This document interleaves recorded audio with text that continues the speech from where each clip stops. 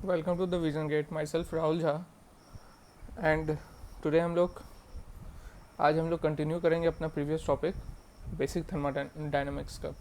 ठीक है, तो पिछले वीडियो तक हमने देखा था प्रोसेस किसे कहते हैं, रिवर्सेबल प्रोसेस क्या होता है, इरिवर्सेबल प्रोसेस क्या होता है, इंटेंसिव प्रॉपर्टीज़ क्या होते हैं, एक्सटेंसिव प्रॉपर्टीज़ क्या होते हैं, एंड टाइप्स ऑफ सिस्टम देखा था। क्लोज सिस्टम किसे कहते हैं, ओपन सिस्टम किसे कहते हैं, आइसोलेटेड सिस्टम किसे कहते हैं, बाउंड्रीज क्या होते हैं, सिस्टम सराउंडिंग क्या होते हैं, एंड थर्मोडायनामिकली इक्विलिब्रियम किसे कहते हैं। तो पिछले वीडियो में हमने ये सारा बेसिक्स टॉपिक्स कवर किए थे। ठीक है, और इस वीडियोस में हम लोग अब कंटिन्यू करेंगे आगे की ओर। ठीक है, तो टॉपिक का हेडिंग डालेंगे gives free energy. Okay, gives phase rule, gives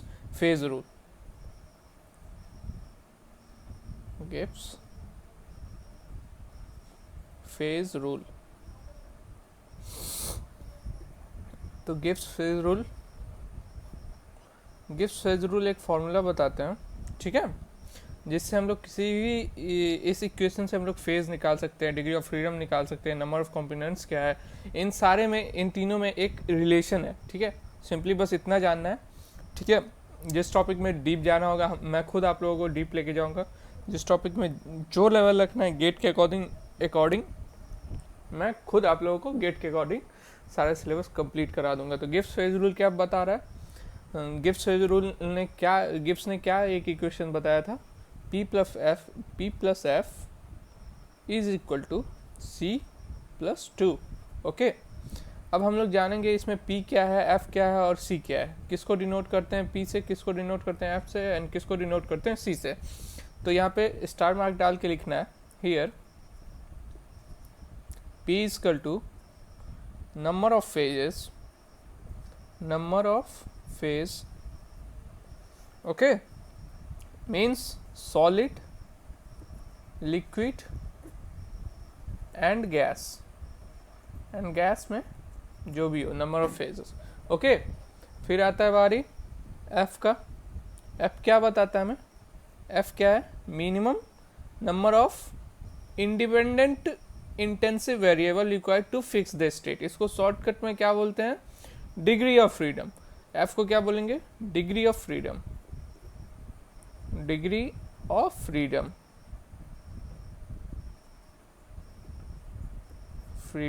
okay. Degree of freedom किसे कहते हैं, मिनिमम कितना number of independent intensive variables हमारे पास है। अगर किसी चीज़ को अगर हम लोग को फिक्स करना है, अगर एक स्टेट को फिक्स करना है, तो कितना मिनिमम इंडिपेंडेंट इंटेंसिव वेरिएबल है, उसे हम लोग डिग्री ऑफ फ्रीडम बोलते हैं। ठीक है, एंड फिर आता है C. What does C denotes here, note down, number of component, number of component,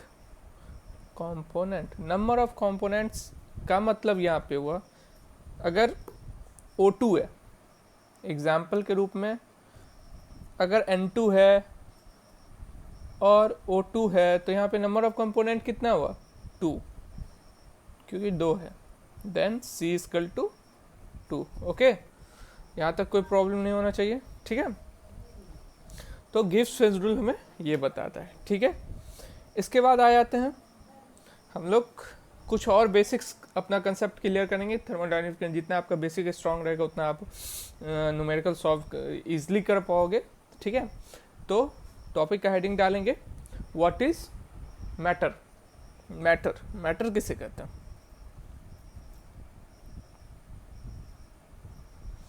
matter, एक second red marker, matter. Okay, तो मैटर कुछ भी हो, उसे हम लोग ब्रॉडली 2 पार्ट्स में क्लासिफाई कर सकते हैं। विच वन, मैटर को हम लोग 2 पार्ट्स में क्लासिफाई कर सकते हैं। ओके, सॉलिड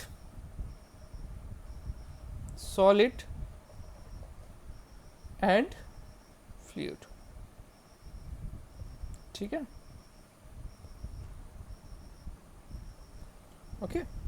अब फ्लूइड फिर 2 पार्ट्स में क्लासिफाई हो जाएगा, लिक्विड एंड गैस। ओके, और सॉलिड कितने पार्ट्स में क्लासिफाई, सॉलिड को भी हम लोग 2 पार्ट्स में क्लासिफाई कर सकते हैं, rigid mechanism, rigid and deformable. Rigid and deformable, ठीक है, ठीक है। अब लिक्विड में हम लोग बोल सकते हैं, लिक्विड का बात करने से पहले गैस में हम लोग बात कर सकते हैं।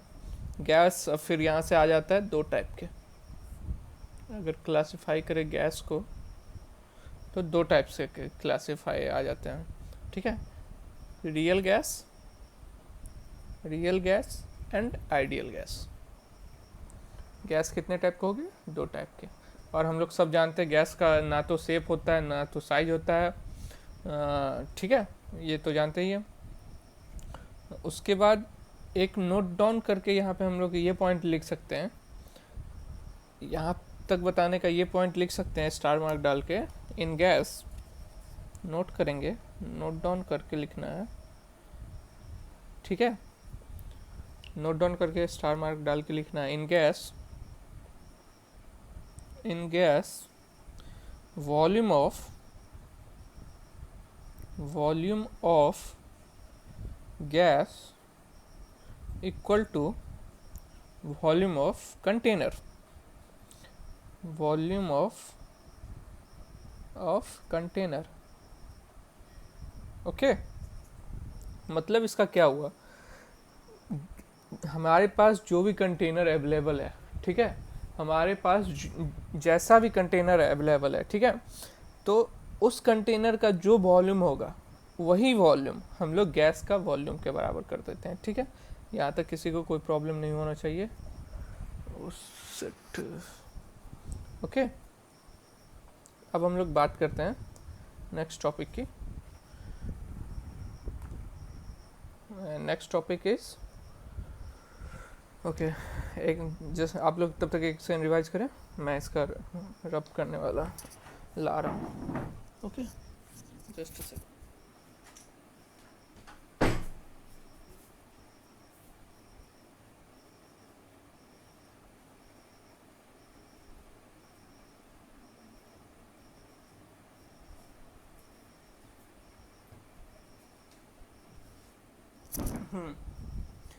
तो हम लोग बात कर रहे थे in gas volume of gas equal to volume of container. Okay, अब नेक्स्ट टॉपिक हम लोग डील करने वाले हैं आइडियल गैस के साथ। आइडियल गैस क्या होती है? Okay, what is ideal gas? Ideal gas जानना सबसे ज़्यादा इम्पोर्टेंट है, क्योंकि हम लोग पूरा थर्मोडायनेमिक्स में ऑलमोस्ट आइडियल गैस से ही डील करते रहेंगे। तो आइडियल गैस के बारे में जानना सबसे ज़्यादा इम्पोर्टेंट है अपने को, ठीक है। तो टॉपिक का हेडिंग डालेंगे what is ideal gas. Ideal gas, okay, so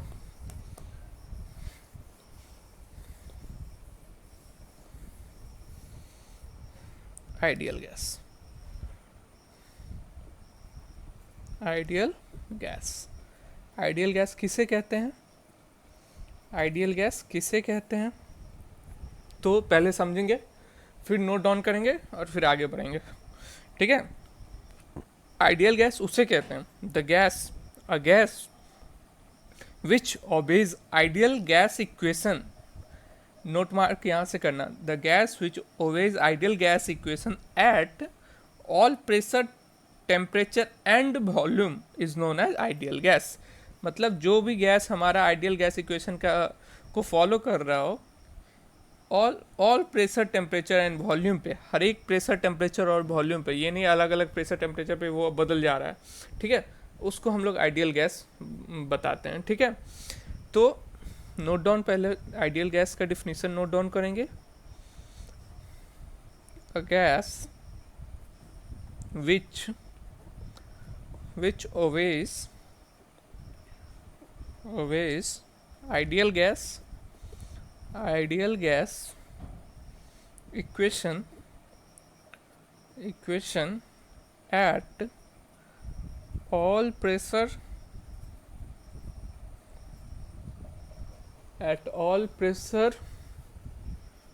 temperature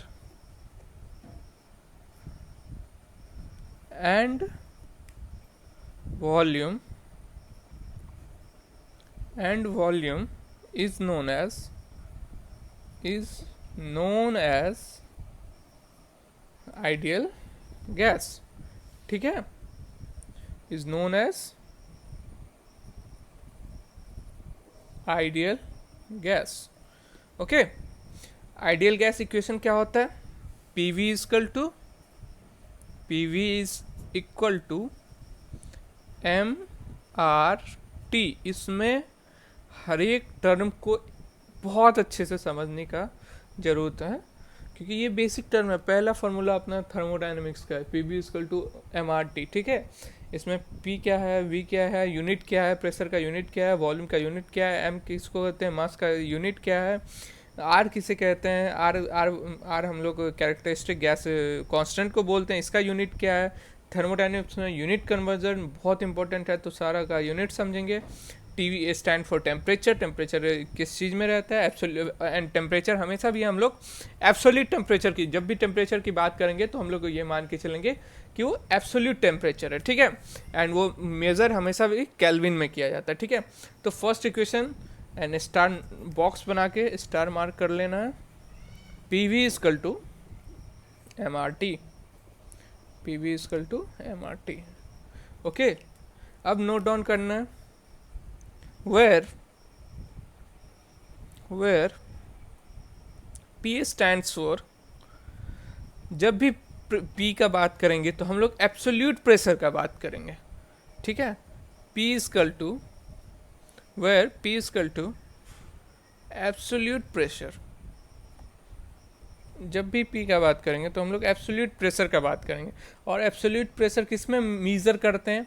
upon fluid mechanics में पढ़ते हैं, मतलब प्रेशर कितने टाइप के होते हैं, gauge pressure, absolute pressure and different type of pressures, तो उनमें रिलेशंस होता है.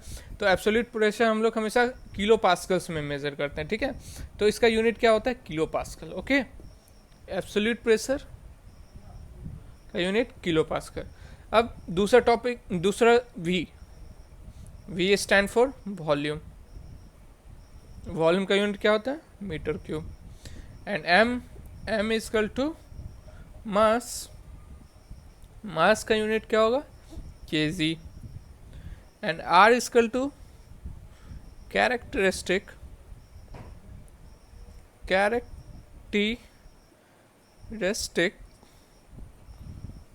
गैस कांस्टेंट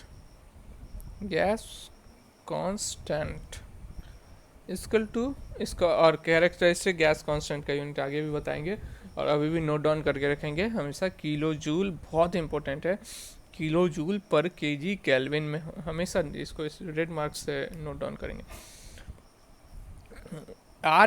अच्छा, एक हम लोग नेक्स्ट जस्ट थोड़ी देर में एक और टर्म पढ़ेंगे, R बार करके. ठीक है, तो R और R बार में कभी भी कंफ्यूज नहीं होना है. ठीक है, R किसे कहते हैं? कैरेक्टरिस्टिक गैस कांस्टेंट को कहते हैं. ठीक है, और R बार किसे कहते हैं? यूनिवर्सल गैस कांस्टेंट को कहते हैं. ठीक है, एंड R बार का यूनिट क्या होता है? किलो जूल पर किलो मोल केल्विन. ओके, ठीक है, तो R और R बार में कभी भी कंफ्यूजन नहीं करना है. आगे हम लोग जानेंगे R और R बार में रिलेशन क्या होता है, कैसे निकालते हैं, जस्ट इस टॉपिक नेक्स्ट टॉपिक में. ठीक है, तो R तक समझ में आ गया. एंड T, अगर हम लोग T का बात करें तो T हमेशा हमारा क्या होता है?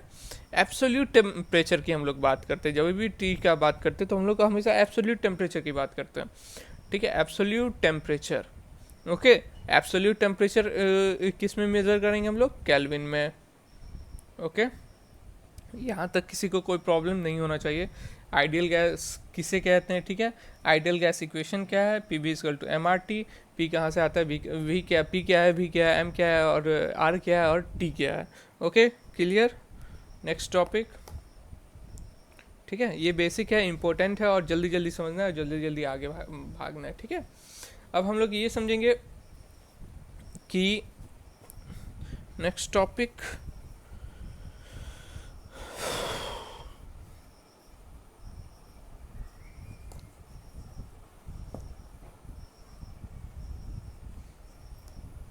ठीक है, आइडियल गैस समझ गए। और ये कहाँ गया?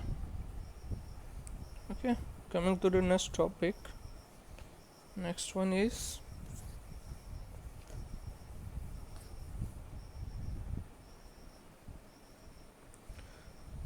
अच्छा, अब हम लोग थोड़ा सा समझेंगे आर बार कहाँ से आता है। ठीक है, आर बार कहाँ से एक्चुअली, आर बार आता कहाँ से, from where does it comes. ठीक है, तो हम लोग 11th-12th में पढ़ते हैं जैसे कि number of moles. Number of moles का क्या फार्मूला होता है, नोट डाउन करना है। जितना पॉइंट यहाँ पे बताया जा रहा है हर एक पॉइंट को नोट डाउन करते जाना है, अच्छे से नोट बनाना है, क्योंकि एक बार कंप्लीट सिलेबस कंप्लीट हो जाने के बाद समझ भी नहीं आता है कुछ भी, तो रिवीजन करने में काफ़ी सहूलियत होगी, ईजिली होगी, आपको काफ़ी मदद मिलेगा अगर नोट्स अच्छे से बनाएंगे तो। ठीक है, तो बात करते हैं नंबर ऑफ मोल्स की। नंबर ऑफ मोल्स कैलकुलेट करने के लिए हम लोग क्या, कौन सा फॉर्मूला यूज़ करते थे, number of moles equal to number of moles n is equal to mass upon mass m upon molecular weight। ये तो सबको मालूम होगा, आई थिंक जितने भी 12th पास किए होंगे। ठीक है, ये स्मॉल m, ये यहाँ पे मैंने कैपिटल M से डिनोट किया। ठीक है, तो number of moles equal to molecular mass upon molecular weight. ठीक है, तो यहाँ से हमें रिलेशन क्या मिलता है, molecular mass is equal to n times of molecular weight। molecular mass is equal to molecular mass is equal to n times of molecular weight। तो हमारा जो बेसिक इक्वेशन था ideal gas equation PV equal to MRT, PV equal to MRT में अगर हम लोग m को substitute करें nm से, कैपिटल M से, तो न्यू इक्वेशन क्या फॉर्म होके आ जाएगी, तो नोट डाउन करेंगे PV equal to MRT। PV equal to MRT हमारा आइडियल गैस इक्वेशन से आया है, और अगर इस इक्वेशन में M को हमें किस से रिप्लेस करना है, n times of molecular weight. Okay, तो PV equal to n times of molecular weight MRT। Okay, ठीक है, तो अब ये जो न्यू टर्म आया, ठीक है, M, capital M and R, ये जो न्यू टर्म आया, ठीक है, ये कंबाइन बन के एक कांस्टेंट बन जाता है। ठीक है, क्योंकि दोनों में कांस्टेंट वैल्यू है, तो अगर कांस्टेंट को हम लोग कांस्टेंट से मल्टीप्लाई करते हैं तो एक न्यू कांस्टेंट आ जाता है। ठीक है, तो वो न्यू कांस्टेंट को हम लोग क्या नाम दे देते हैं, यूनिवर्सल गैस कांस्टेंट, जिसको हम लोग किससे डिनोट करते हैं, R बार से। ओके, तो M, तो यहाँ पे M और R जब क्योंकि दोनों कांस्टेंट है, और कांस्टेंट अगर एक प्रोडक्ट वैल्यू करेंगे तो एक कांस्टेंट को ही हमेशा देता है। ठीक है, कांस्टेंट ही हमेशा देगा। तो तो ये कांस्टेंट आता है, कांस्टेंट, और इस कांस्टेंट को हम लोग किससे डिनोट करते हैं, R बार से, इक्वल टू R बार। समझ में आया R बार कहाँ से आता है। ठीक है, और R बार को हम लोग क्या बोलते हैं, universal gas constant, universal gas constant. Okay, R बार को हम लोग क्या बोलते हैं, यूनिवर्सल गैस कांस्टेंट। ठीक है, R बार का वैल्यू क्या होता है, R बार का वैल्यू क्या होता है, 8.314, और इसका यूनिट क्या होगा, किलो जूल पर किलो मोल केल्विन। ठीक है, और इन सारा जो जो भी टॉपिक्स पढ़ाया जा रहा है, अगर इसमें कहीं भी कोई भी प्रॉब्लम्स आए तो आप लोग ज़रूर कमेंट सेक्शन में डाल सकते हैं, मैं ज़रूर रिप्लाई बैक करूँगा, ठीक है। आर बार का वैल्यू समझ में आ गया, क्या होता है 8.314, ठीक है। ये आर बार कहाँ से आया ये समझ में आ गया हमें। एम इंटू आर कहाँ से आया, जब हम लोग मास को रिप्लेस किए n times of multiplication by molecular weight, क्योंकि मास और ये कहाँ से आया, नंबर ऑफ मोल्स का फॉर्मूला से। ओके, यहाँ तक सबको समझ में आ गया होगा आई थिंक, ठीक है। तो हमारा यहाँ पे एक न्यू इक्वेशन, हमारा एक नया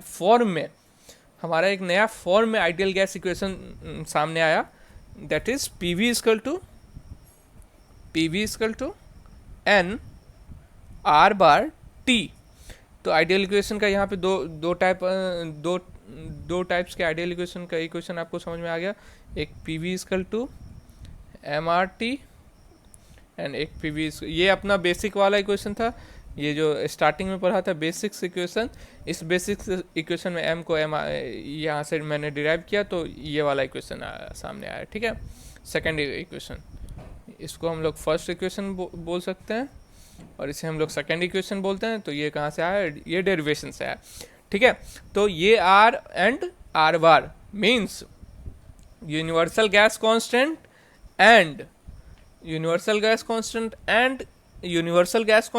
एंड कैरेक्टरिस्टिक गैस कांस्टेंट में कभी भी कंफ्यूजन नहीं होना है। आर और आर बार में कभी भी कंफ्यूजन नहीं होना है। और आर बार का रिलेशन क्या है, m R equal to R bar. Okay, अब आ जाता है हम लोग नेक्स्ट टर्म की बात करते हैं, न्यू टॉपिक्स, नेक्स्ट पॉइंट की हम लोग बात करते हैं, ठीक है। तो यहाँ तक किसी को कोई प्रॉब्लम नहीं होना चाहिए, ठीक है। अब नोट डाल के तीन पॉइंट अच्छे से लिखना है, ठीक है। तो नेक्स्ट टॉपिक में नोट डाल के पहले लिखवा दे रहा हूँ पॉइंट्स, फिर मैं अच्छे से आप लोगों को समझाऊंगा, ठीक है। जैसे जैसे लिखवा रहा हूँ वैसे वैसे नोट करो, फिर अच्छे से एक बार रीड कर लेना, खुद भी समझ जाओगे और मैं भी समझा दूंगा। ओके, तो नेक्स्ट में नोट करके लिखना है। ये सारा पॉइंट जितना भी अभी 3 पॉइंट बताने जा रहे हैं हम लोग, ये नोट करके डालना है आप लोगों को। ओके, तो नोट करके क्या डालना है, नोट करके ये डालना है, नोट करके ये डालना है। ओके, नोट करके पॉइंट डालना है। फर्स्ट पॉइंट स्टार मार्क्स, ठीक है। फर्स्ट पॉइंट डालेंगे हम लोग, ठीक है। फॉर, नोट करना है, फॉर आइडियल सॉलिड की हम लोग यहाँ पे बात कर रहे हैं। For ideal solid intermolecular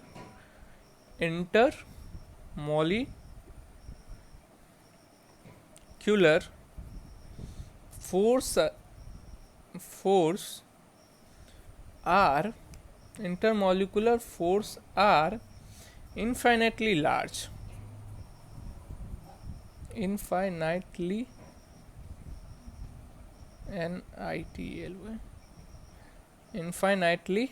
large, ठीक है। तो आइडियल सॉलिड की हम लोग जब बात कर रहे हैं, सॉलिड में भी आइडियल केस हम लोग की बात कर रहे हैं, ठीक है। तो जब भी आइडियल सॉलिड की हम लोग बात कर रहे हैं, तो इंटरमॉलिक्यूलर फोर्स, जो फोर्स सॉलिड के मॉलिक्यूल्स के बीच में प्रेजेंट हो रहा है, ठीक है, जो फोर्स मॉलिक्यूल्स के आपस के बीच में प्रेजेंट होता है उसे इंटरमॉलिक्यूलर फोर्स बोलते हैं। इंटरमॉलिक्यूलर फोर्स क्या होगा, अगर आइडियल है तो इनफाइनाइटली होगा, ठीक है। यहाँ तक सबको समझ में आ गया। क्योंकि हम लोग इनफाइनाइटली क्यों होगा, एक तो पहला रीजन तो सॉलिड है, सॉलिड में भी आइडियल कंडीशन हम लोग यूज कर रहे हैं, ठीक है। तो इसलिए इनफाइनाइटली लार्ज हो रहा है, ठीक है। दूसरा पॉइंट पे आएंगे, फॉर आइडियल गैस। अब बात करेंगे फॉर आइडियल गैस का। For ideal gas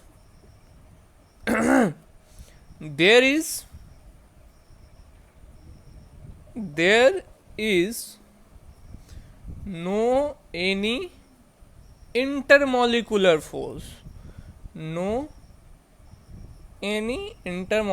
force, intermolecular force, there is not any intermolecular force.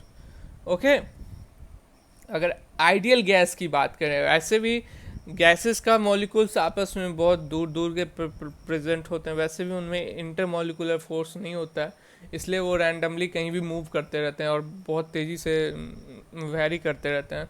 और उसमें भी अगर हम लोग आइडियल गैस की बात कर रहे हैं तो उसमें तो मतलब ना के बराबर ही इंटरमॉलिकुलर फोर्स होगा। ठीक है, तो दूसरा पॉइंट यही बता रहा है हमें। तीसरा पॉइंट नोट डाउन करेंगे। तीसरा पॉइंट क्या बता रहा है, any gas can behave like ideal gas. अगर कोई भी गैस हमारा आइडियल गैस की तरह बिहेव कर रहा है, अगर कोई भी गैस आइडियल गैस की तरह बिहेव कब कर सकता है, any gas can behave like ideal gas, any gas can behave like ideal gas under very low pressure और very high temperature। बहुत इंपॉर्टेंट, थर्ड वाला पॉइंट को स्टार मार्क करके लिखना है। ठीक है, any gas can behave like ideal gas under very low pressure और वेरी हाई टेम्परेचर और very high temperature. Okay, note underline करना है वेरी लो प्रेशर को और वेरी हाई टेम्परेचर को।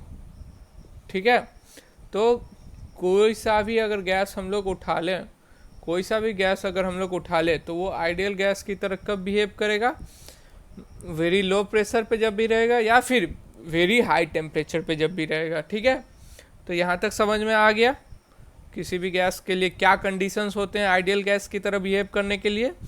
बहुत इंपॉर्टेंट कंडीशन है, उस गैस का प्रेशर बहुत ही कम होना चाहिए एंड उसका गैस का टेम्परेचर बहुत ज़्यादा होना चाहिए। ठीक है, अगर ज़्यादा टेम्परेचर रखेंगे, क्योंकि यहाँ से सिंपली समझ में आ रहा है ना, अगर टेम्परेचर हमारा बहुत ज़्यादा रहेगा तो टेम्परेचर बढ़ाने से गैस का मॉलिक्यूल्स के बीच का डिस्टेंस भी काफ़ी ज़्यादा रहेगा। अगर डिस्टेंस ज़्यादा रहेगा तो उनमें इंटरमॉलिक्यूलर फोर्स भी काफ़ी कम रहेंगे, तो वो आइडियल गैस की तरह बिहेव करेंगे। ओके, अब आ जाते हैं, बात करते हैं। ठीक है, दो टाइप के आइडियल गैस बेसिकली होते हैं। ठीक है, तो छोटा सा एक पॉइंट डाल देंगे। आइडियल गैस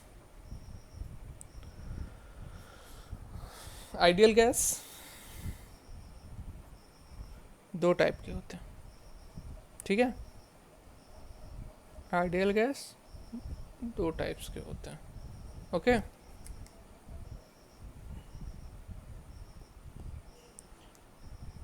थर्मोडायनेमिक्स ऐसा टॉपिक है, जितना आप समझेंगे उतना अच्छे से आप इसको डील कर सकेंगे। एक एक पॉइंट जैसे मैं क्लियर करवा रहा हूँ वैसे अगर आप करते जाएंगे तो कभी थर्मोडायनेमिक्स में प्रॉब्लम नहीं आएगी। ठीक है, आइडियल गैस दो टाइप के होते हैं। ठीक है, पहला टाइप जिसमें CV और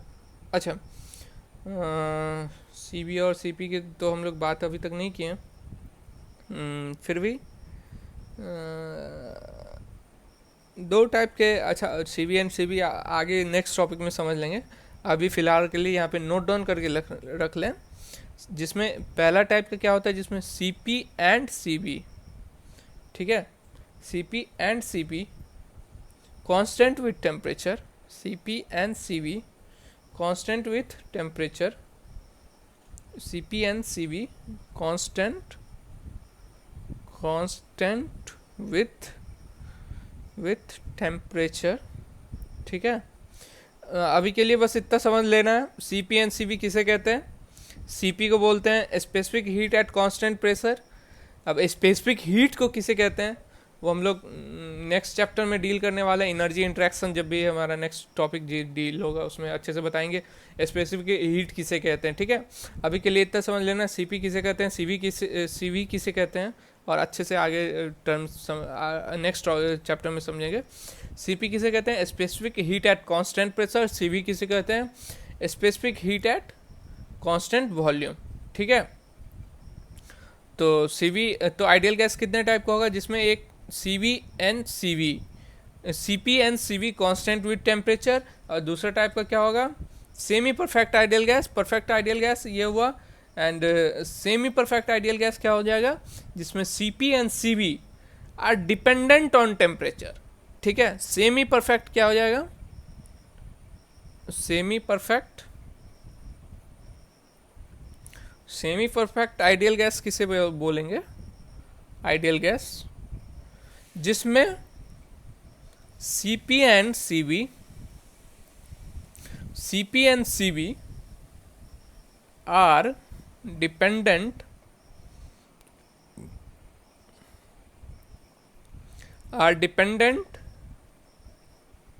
on temperature। ठीक है, यहाँ तक क्लियर? और CP एंड CV यहाँ पे साइड में डाल के अभी थोड़ा सा लिख लेना। CP किसे कहते हैं?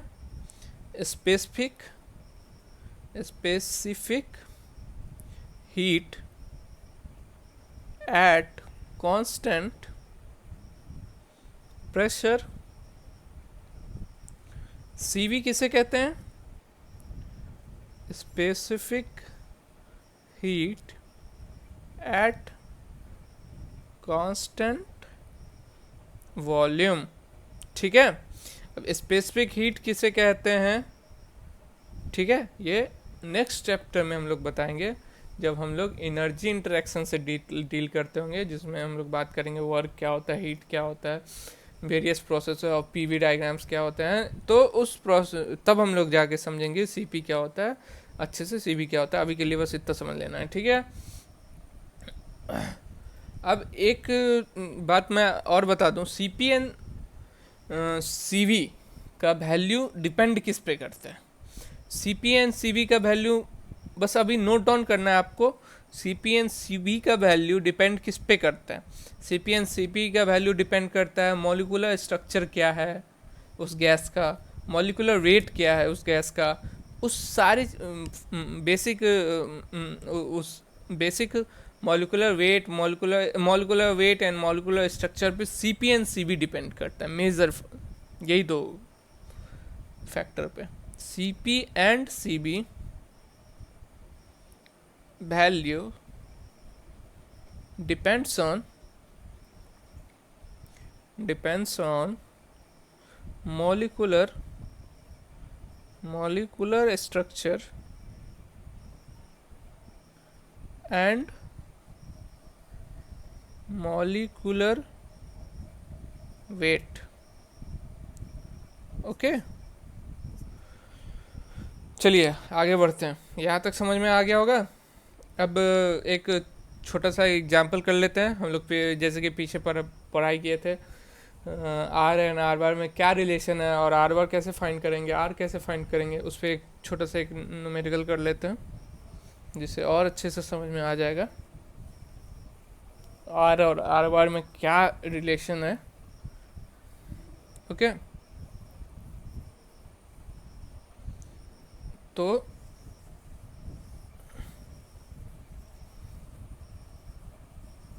बात करेंगे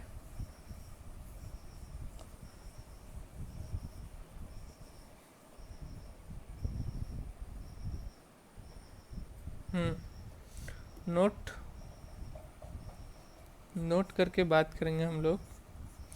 ठीक है, how to find R bar कैसे हम लोग फाइंड करेंगे। ठीक है, तो हमें इक्वेशन मालूम है पीछे से, m R equal to R bar.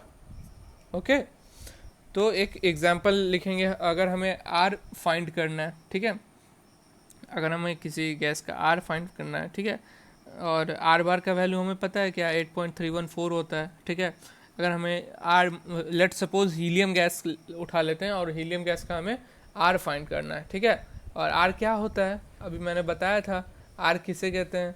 ठीक है। आर आर कहते हैं कैरेक्टरिस्टिक गैस इक्वेशन को, कैरेक्टरिस्टिक गैस कांस्टेंट को हम लोग आर बोलते हैं, ठीक है। तो how to find R of a helium gas, तो आर कैसे निकालेंगे, R of helium gas is equal to, R bar का हमें वैल्यू पता है 8.314 एंड ये मोलिकुलर वेट की क्या होता है, molecular weight of helium is 4, सो 8.314 से जब हम लोग 4 से डिवाइड करेंगे तो आपका आंसर आ जाएगा, जो कि approx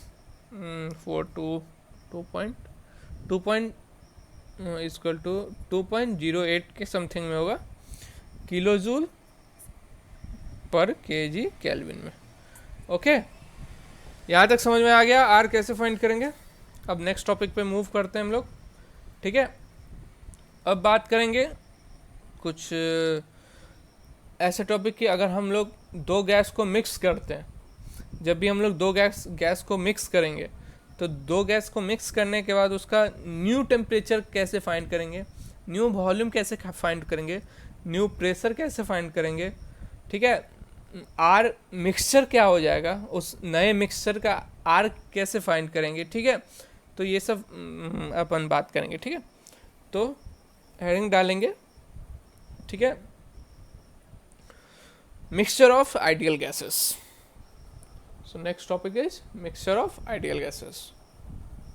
mixture of ideal gases, जब हम लोग दो आइडियल गैस को मिक्स करते हैं उस कंडीशन में कैसे वॉल्यूम निकाला जाता है, कैसे टेम्परेचर निकाला जाता है, कैसे प्रेशर निकाला जाता है, कैसे आर ऑफ मिक्सचर्स निकाले जाते हैं, ठीक है। अपने को प्रूफ के तरफ ज़्यादा नहीं जाना है, गेट का प्रिपरेशन कर रहे हैं, गेट का क्लासेस कर रहे हैं, तो रिजल्ट याद रखना ज़्यादा इम्पोर्टेंट है, ठीक है। टॉपिक डालेंगे मिक्सचर्स, मिक्सचर ऑफ आइडियल,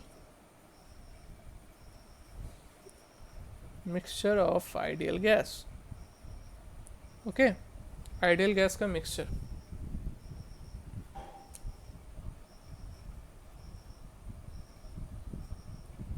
ठीक है, mixture of ideal gas, okay. पहली बात तो हमें ये समझना है और नोट डाउन करके लिखना है, कभी भी दो आइडियल गैस को अगर हम लोग मिक्स करेंगे तो जो न्यू मिक्सचर फॉर्म हुआ, ठीक है, वो मिक्सचर भी आइडियल गैस की तरह बिहेव करता है। नोट डाउन करके और स्टार मार्क डाल के लिखना है, कभी भी दो आइडियल गैस को या तीन आइडियल, जब भी आइडियल गैस को मिक्स करते हैं तो नया मिक्सचर जो होता है वो भी एक आइडियल गैस की तरह बिहेव करता है। तो नोट डाउन करके लिखना है, नोट डाउन करके लिखना है, mixture, mixture of two ideal gas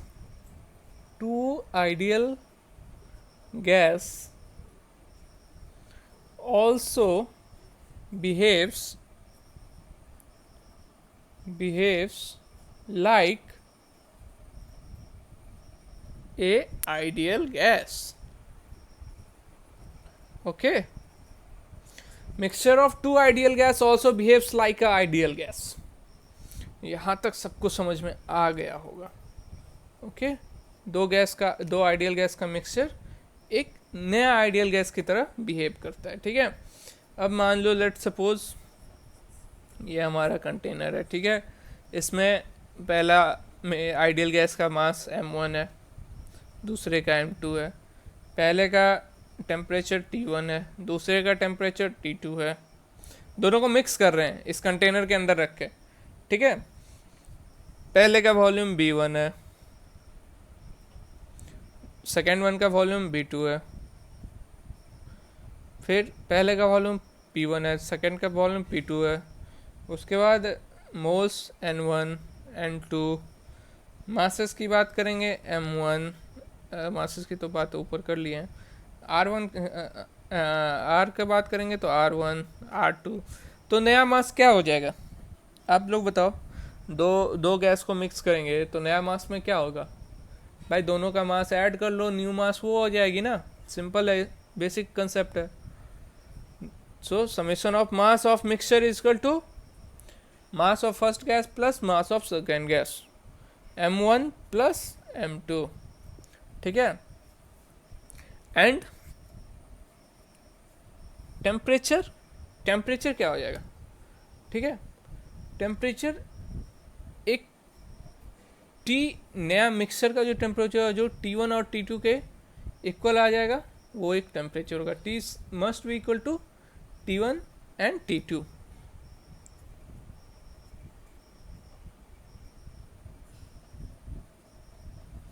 ठीक है। जो मीन्स फाइनल टेम्परेचर होगा, ठीक है, वही टेम्परेचर तो फर्स्ट गैस का एंड सेकेंड गैस का ही होगा, जो भी सस्टेन करेगा फाइनल टेम्परेचर जो भी आएगा, ठीक है। एंड वॉल्यूम, वॉल्यूम भी अगर दोनों गैस का सेम ही रहेगा, V equal to V1 equal to V2। अच्छा, प्रेशर क्या हो जाएगा, प्रेशर दोनों गैस का, इस कंटेनर में प्रेशर क्या हो जाएगा, प्रेशर ज़रूर बढ़ जाएगा। नया प्रेशर क्या हो जाएगा, P इजकल टू पहले वाले का प्रेशर प्लस दूसरे वाले का प्रेशर, ठीक है। मोल्स क्या हो जाएगा, मोल्स ऐड कर दो, उतने मोल्स इसमें इस कंटेनर में होंगे, तो new moles equal to N1 plus N2। अच्छा ठीक है, यहाँ तक तो सिंपली समझ में आ रहा था, ठीक है। बट आर मिक्सचर की हम लोग जब भी बात करेंगे, आर मिक्सचर की जब हम लोग बात करते हैं, ठीक है, जब भी हम लोग आर मिक्सचर कैलकुलेट करते हैं तो आर मिक्सचर के लिए एक अलग से फॉर्मूला उसका डेरिवेशन है, और वहाँ से हम लोग क्या डिराइव करके आता है। आर मिक्सचर जब भी हम लोग कैलकुलेट करते हैं तो R mixture is equal to N1 M1 R1 plus M2 R2 plus जितना भी गैस रहेगा M3 R3 plus dot dot dot upon M1 plus M2 plus M3 plus dot dot dot, ठीक है। तो आर मिक्सचर हम लोग यहाँ से ऐसे कैलकुलेट करते हैं। यहाँ तक सबको समझ में आ गया, डेरिवेशन भी देख लेंगे अपन, ठीक है। तो सारे का ये एक्चुअली डाल्टन्स लॉ से आता है, P equal to P1 plus P2, Dalton's law वगैरह से आता है, ठीक है। और इसका डेरिवेशंस भी है, बट ठीक है, डेरिवेशन जाना अपने लिए ज़्यादा इंपॉर्टेंट नहीं है क्योंकि अपन गेट का प्रिपरेशन कर रहे हैं, ठीक है। तो नेक्स्ट टॉपिक पे मूव करते हैं, and next topic is what is mole fraction. Mole fraction and mass fraction की हम लोग बात कर लेते हैं, ठीक है। और रहा बात इसके डेरिवेशन का, तो इसका डेरिवेशन आप लोग खुद कर सकते हैं। P1 let's suppose P1 V1 equal to MRT, P2 V2 equal to M2 R1T, और सारे को ऐड करेंगे, जैसे कि P1 V1 equal to M1 R1T, P2 V2 equal to M2 R1 R2T, ठीक है।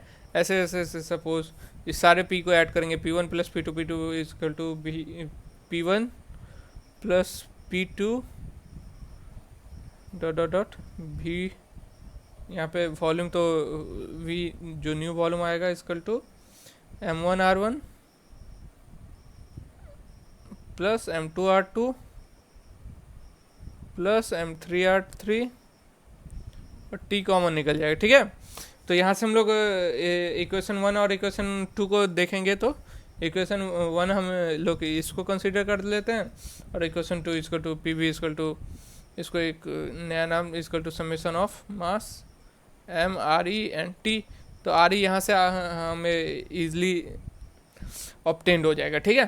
तो ये डेरिवेशन आप लोग खुद से भी कर सकते हैं। अब बात करते हैं, अच्छा ठीक है, आर मिक्सचर का जैसे हम लोग डिराइव करके समझ में आ गया, ये डेरिवेशन डिराइव करके समझ में आ गया, आर मिक्सचर यहाँ से ऐसे निकल रहा है, ठीक है। तो आर मिक्सचर की तरह ही हम लोग अभी CP एंड CB का भी बात किए थे। CP क्या होता है, CB क्या होता है, तो CP CB एंड सिमिलरली, ठीक है, equivalent molar mass of mixture भी ऐसे ही निकलता है, ठीक है। तो इसको भी नोट डाउन करके लिख लेंगे हम लोग, ठीक है। अगर एक जगह नोट डाउन रहेगा तो लर्न करने में और समझने में आसानी होगी। ठीक है, तो आर मिक्सचर हम लोग देख लिया अभी डिराइव करके कैसे निकल रहा है। और सीपी का अगर बात करें, सीपी ऑफ मिक्सचर, तो सीपी ऑफ मिक्सचर भी इसी प्रकार निकलता है, M1 CP1 plus M2 CP2 plus M3 CP3 dot dot dot upon M1 plus M2, M1 plus M2 plus M3 plus dot dot dot. Okay, CP का बात हो गया, अब CV का बात करेंगे। कांस्टेंट वॉल्यूम पे क्या होगा मिक्सचर का, तो आप लोग बताएंगे CV का क्या वैल्यू होगा, M1 CV1 प्लस, अगर CV है तो CV ही चलेगा, M2 CV2 plus M3 CV3 upon M1 plus M2 plus M3। Okay, और सिमिलरली एक और इक्वेशन याद करना है अपने को। सारा का डेरिवेशन हम लोग देख चुके हैं कहाँ से आ रहा है, ठीक है। अब बस समझना है, अगर एक लर्न हो गया बस उसी प्रकार सब यूज़ करते रहना है, ठीक है। तो इक्विवेलेंट मॉलिक्यूलर वेट क्या हो जाएगा मिक्सचर का, इक्विवेलेंट मॉलिक्यूलर वेट भी कैसे निकालेंगे, Me equal to, similar derivation है सबका, N1 M1 plus N2 M2 N2 M2 plus dot dot dot upon N1 plus N2। Okay, यहाँ तक सबको समझ में आ गया होगा, ठीक है। अब हम लोग बात करेंगे, अब हम लोग बात करेंगे mass fraction and mole fraction, and दोनों में रिलेशन क्या है, मास फ्रैक्शन में क्या, मास एंड मोल फ्रैक्शन में रिलेशन क्या है, ठीक है। मास फ्रैक्शन किसे बोलेंगे, मोल फ्रैक्शन किसे बोलेंगे, और दोनों में के बीच में रिलेशन क्या है। ओके, हेडिंग डालेंगे मास फ्रैक्शन, पहले मोल फ्रैक्शन अपन करते हैं। मोल फ्रैक्शन का हम लोग बात करेंगे, हेडिंग डालेंगे मोल फ्रैक्शन। ओके, अच्छा, मोल फ्रैक्शन क्या, कैसे क्या डिफाइन करोगे मोल फ्रैक्शन को, ठीक है। तो खुद भी अगर सोचे तो सिंपली यही माइंड में डिफिनीशन आता है। मोल फ्रैक्शन क्या है, एक रेशियो होगा, अगर फ्रैक्शन है तो रेशियो होगा ही। किसका रेशियो होगा, तो number of moles of a gas to the total number of moles in the mixture. उस मिक्सचर में टोटल नंबर ऑफ मोल्स क्या है, ठीक है, और जिस गैस का हम लोग निकाल लें उसका नंबर ऑफ मोल्स क्या है उसमें। तो अगर इन दोनों का रेशियो ले लें तो मोल फ्रैक्शन, हम लोग इसी रेशियो को मोल फ्रैक्शन का एक टर्म में बताते हैं, एक टर्म, इसी रेशियो को हम लोग एक मोल फ्रैक्शन को मोल फ्रैक्शन कहते हैं, ठीक है। तो मोल फ्रैक्शन किसे कहते हैं, मोल फ्रैक्शन। ओके, मोल फ्रैक्शन का हम लोग बात कर लेते हैं थोड़ा सा, एक एक करके सब कुछ कंप्लीट करना है और अच्छे से कंप्लीट करना है। तो मोल फ्रैक्शन का जब भी बात करेंगे तो डिफिनीशन पहले डालेंगे। अभी मैंने बताया, it is simply defined as the ratio, मैंने अभी बताया रेशियो किसका किसका होगा, at the ratio of number of moles of gas to the total number of moles in the mixture।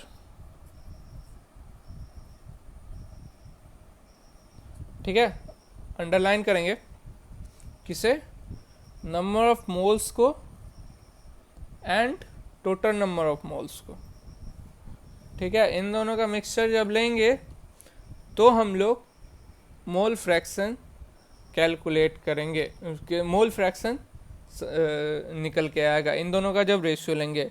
अब मोल फ्रैक्शन मैंने समझा दिया। इसी तरह सिंपली मास फ्रैक्शन होता है, ठीक है। मास फ्रैक्शन क्या होता है? तो मास फ्रैक्शन में हम लोग, आप लोग बताएंगे मास फ्रैक्शन किस किस का रेशियो होगा, ठीक है।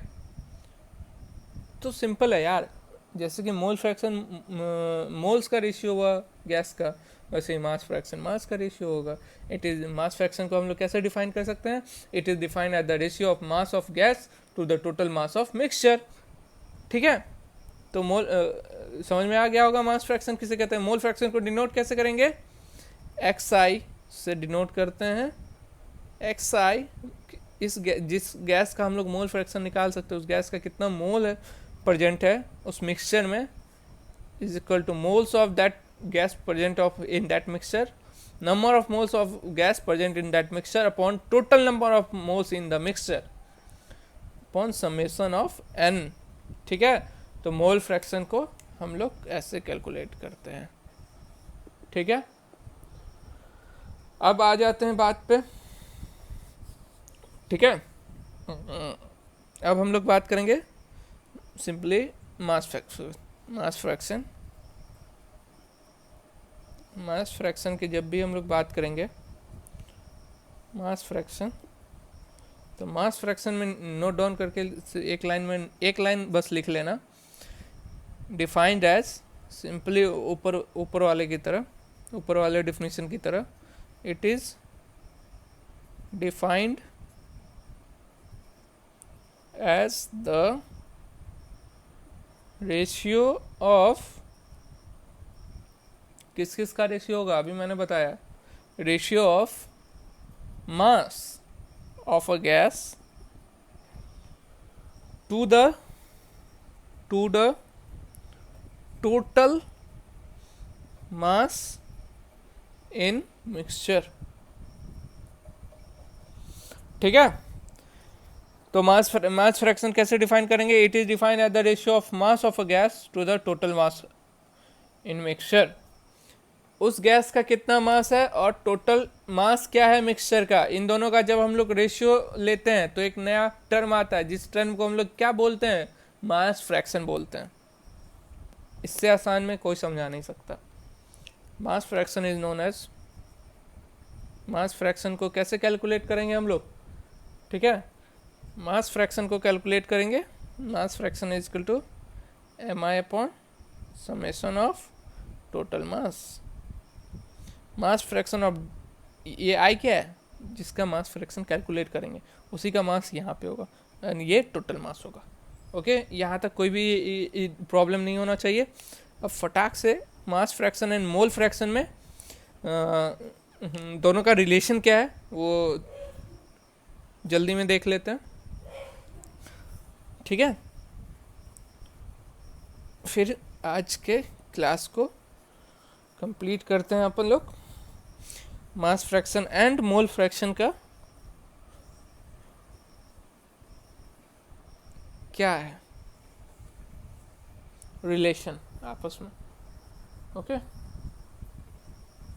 Mass fraction and mole fraction का रिलेशन क्या है?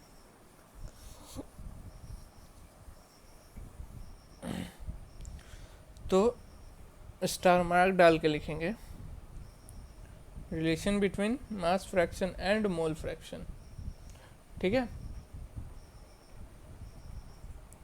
रिलेशन बिटवीन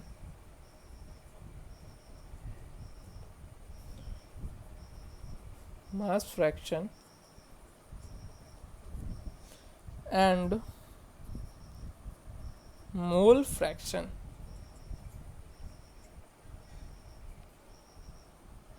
ठीक है। इन दोनों के बीच का रिलेशन क्या है, ठीक है। तो हमें ये समझ में आता है, मास फ्रैक्शन का हमने फॉर्मूला देखा था, ठीक है। मास फ्रैक्शन का फॉर्मूला क्या देखा था? M F i equal to M I upon summation of m. तो वहाँ से हमें ये एम आई कैलकुलेट कर सकते हैं वहाँ से हम लोग, ठीक है। एंड मोल फ्रैक्शन से भी एन आई कैलकुलेट कर सकते हैं, ठीक है। तो m1 mi equal to mi क्या हो जाएगा मोल फ्रैक्शन से,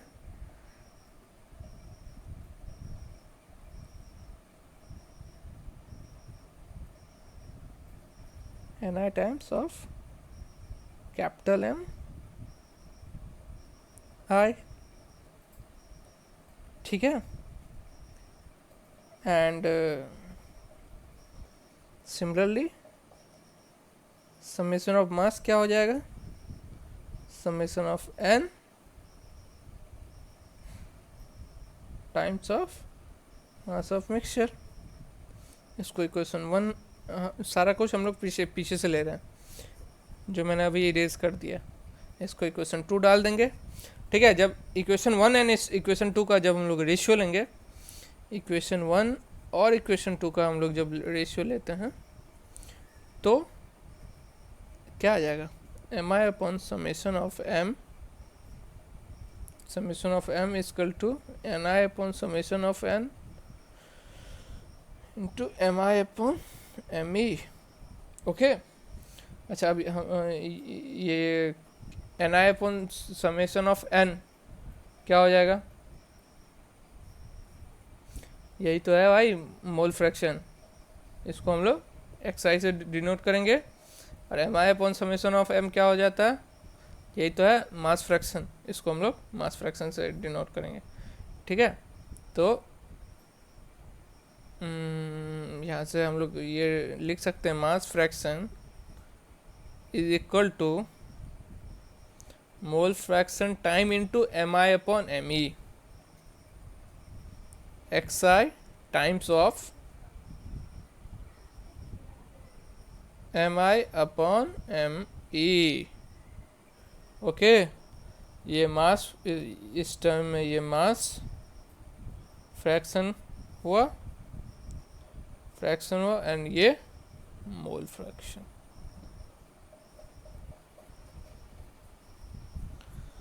ठीक है। ये मास फ्रैक्शन हुआ और ये मोल फ्रैक्शन हुआ, ठीक है। तो सिमिलरली एंड हम लोग एक और तरीका से, एक और रिलेशन है mass fraction and mole fraction का, वो भी देख ही लेते हैं, ठीक है। तो यहाँ से हम लोग मास, तो अच्छा एक टर्म और हम लोग जैसे कि पीछे पढ़े थे, ठीक है, यहाँ पे डिराइव कर रहा हूँ, ठीक है। हमने पीछे समझा था कि m R equal to R bar, ठीक है। आर बार को क्या कैसे डिनोट कर सकते हैं, एम आर से, ठीक है। तो यहाँ से एम क्या हो जाएगा, एम क्या हो जाएगा, आर बार अपॉन आर, ठीक है, और आर बार अपॉन आर। तो जब एम आई को हम लोग डिपेंड, और इस एम को अगर हम लोग इस इक्वेशन में डालते हैं तो mass fraction and mole fraction का नया रिलेशन क्या हो जाएगा, M F I equal to x I times R bar, ऊपर में एम आई है तो R bar of I upon R one R I का upon R bar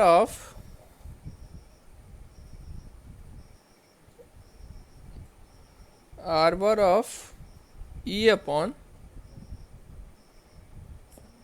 are E, ठीक है। क्योंकि आर बार तो कांस्टेंट है तो आर बार का तो वैल्यू चेंज नहीं होने वाला है, ठीक है। तो ये तो कट डाउन हो जाएगा, ठीक है। तो m f equal to i equal to x I times, ये आर ई ऊपर चला जाएगा, R e upon R i, ठीक है। ये दो equation mass fraction and mole fraction का रिलेशन, पहला रिलेशन यहाँ से आता है हमें समझ में, और दूसरा रिलेशन हमें यहाँ से आता है समझ में, ठीक है। यहाँ तक किसी को कोई प्रॉब्लम नहीं होना चाहिए।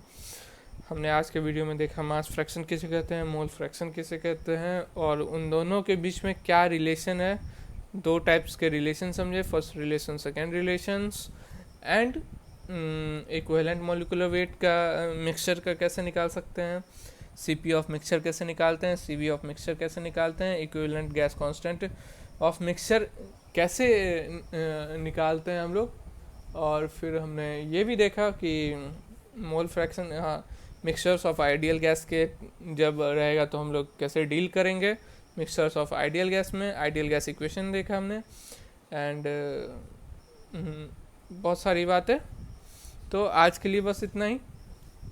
नेक्स्ट वीडियो में और सारे भी जीरो लॉ ऑफ थर्मोडायनेमिक्स की बात करेंगे, एंड प्रिंसिपल ऑफ थर्मोमीटर कुछ, एंड टाइप्स ऑफ कुछ थर्मोमीटर की बात करेंगे, ठीक है। टेम्परेचर मेजरमेंट का बात करेंगे, concept of zero and temperature and zero law हम लोग नेक्स्ट वीडियो में बात करेंगे, ठीक है। ऐसे ऐसे बेसिक कंसेप्ट अपने को बनाना है और निकलते जाना है। फिर आएगा फर्स्ट लॉ ऑफ थर्मोडायनेमिक्स, फिर work times, work and heat की बात करेंगे। वर्क एंड हीट वहाँ से स्टार्ट हो जाएगा। Next I almost think next video से अपना वर्क एंड हीट स्टार्ट होने वाला है, ठीक है। तो वीडियो में मिस मत करना। अगर वीडियो अच्छा लगे तो इस चैनल को सब्सक्राइब करो and follow the vision gate for next upcoming video. Thank you, bye.